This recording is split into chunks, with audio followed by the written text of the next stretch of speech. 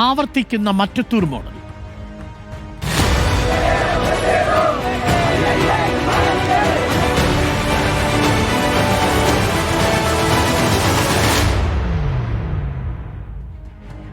Kasaragod പെരിയയിലും പൈവിളികയിലും Mattathur model ആവർത്തിച്ചു. പുല്ലൂർ പെരിയ പഞ്ചായത്തിൽ മുഴുവൻ സ്റ്റാൻഡിംഗ് കമ്മിറ്റികളിലും BJP അംഗം UDFന് വോട്ട് ചെയ്തു. പഞ്ചായത്തിൽ UDFിലും LDFിനും ഒരേ സീറ്റ് നിലയാണ്. BJPക്ക് ഒരംഗമാണുള്ളത്. പൈവിളിക പഞ്ചായത്തിലെ സ്റ്റാൻഡിംഗ് കമ്മിറ്റി തെരഞ്ഞെടുപ്പിൽ UDF അംഗങ്ങൾ BJPക്ക് വോട്ട് ചെയ്തു. ആരോഗ്യ വിദ്യാഭ്യാസ സ്റ്റാൻഡിംഗ് കമ്മിറ്റി തെരഞ്ഞെടുപ്പിലാണ് 4 UDF അംഗങ്ങൾ BJPക്ക് അനുകൂലമായി വോട്ട് ചെയ്തത്. ഇതോടെ സ്റ്റാൻഡിംഗ് കമ്മിറ്റിയിൽ LDFിന് ഭൂരിപക്ഷം നഷ്ടമായി. അരുൺ പൂപ്പറമ്പ നമുക്കൊപ്പം ചേരുന്നു. അരുൺ പൂപ്പറമ്പ, മറ്റത്തൂർ മോഡൽ ആവർത്തിക്കുകയാണ്. അതിപ്പോൾ പുൽപ്പള്ളിയിൽ കണ്ടു, പൈവിളികയിൽ കണ്ടു. കോൺഗ്രസ് BJP ബാന്ധവം സ്റ്റാൻഡിംഗ് കമ്മിറ്റികളിലാണ്, അല്ലേ?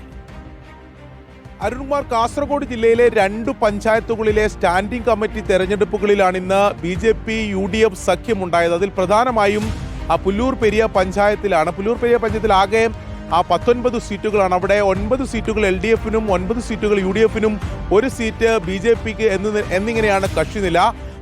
പഞ്ചായത്ത് പ്രസിഡന്റ് സ്ഥാനം നറുക്കെടുപ്പിലൂടെയാണ് LDF വിജയിച്ചത്.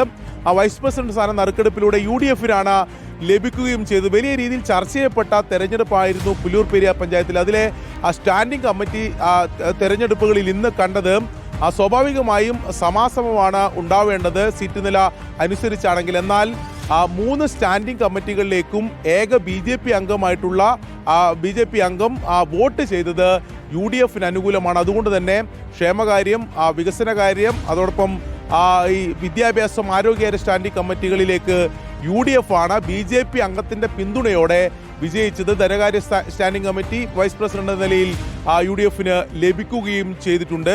മറ്റൊന്ന് പൈവിളിക പഞ്ചായത്താണ്. കാസർഗോഡ് ജില്ലയിലെ അതിർത്തി പഞ്ചായത്താണ്. അവിടെ സീറ്റ് നില 21 സീറ്റുകളാണ് ആകെയുള്ളത്.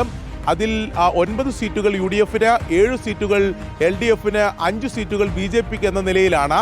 അവിടെ ആരോഗ്യ വിദ്യാഭ്യാസ സ്റ്റാൻഡിംഗ് കമ്മിറ്റിയിലേക്ക് BJP അംഗത്തിന് 4 വോട്ടുകൾ, അതായത് 4 UDF അംഗങ്ങൾ, അതിൽ 2 മുസ്ലിം ലീഗ് അംഗങ്ങൾ, 2 കോൺഗ്രസ് അംഗങ്ങൾ വോട്ട് ചെയ്ത് അതോടെ വികസനകാര്യ സ്റ്റാൻഡിംഗ് കമ്മിറ്റിയിലേക്ക് അവിടെ BJP വിജയിക്കുകയും ചെയ്തു. അല്ലെങ്കിൽ അത്തരത്തിൽ LDFിൻ്റെ ഭൂരിപക്ഷം നഷ്ടമാവുകയും ചെയ്തു. അങ്ങനെ പ്രത്യക്ഷത്തിൽ തന്നെ പരസ്യമായുള്ള ഒരു സഖ്യം അല്ലെങ്കിൽ പിന്തുണ എന്നുള്ളതാണ് ഇന്ന് 2 പഞ്ചായത്തുകളിൽ കണ്ടിട്ടുള്ളത്. സ്വാഭാവികമായും രാഷ്ട്രീയമായി അത് കൂടുതൽ ചർച്ചകളിലേക്ക് ഈ 2 പഞ്ചായത്തുകളിലെയും ഇത്തരത്തിലുള്ള നില കൂടുതൽ ചർച്ചകൾക്ക് വിധേയമാകും. CPM ഇതിനെ രാഷ്ട്രീയമായി ഉപയോഗിക്കുക, സംസ്ഥാന തലത്തിൽ തന്നെ ചർച്ചയാക്കാനുള്ള തീരുമാനത്തിലാണ് CPM ഉള്ളത്.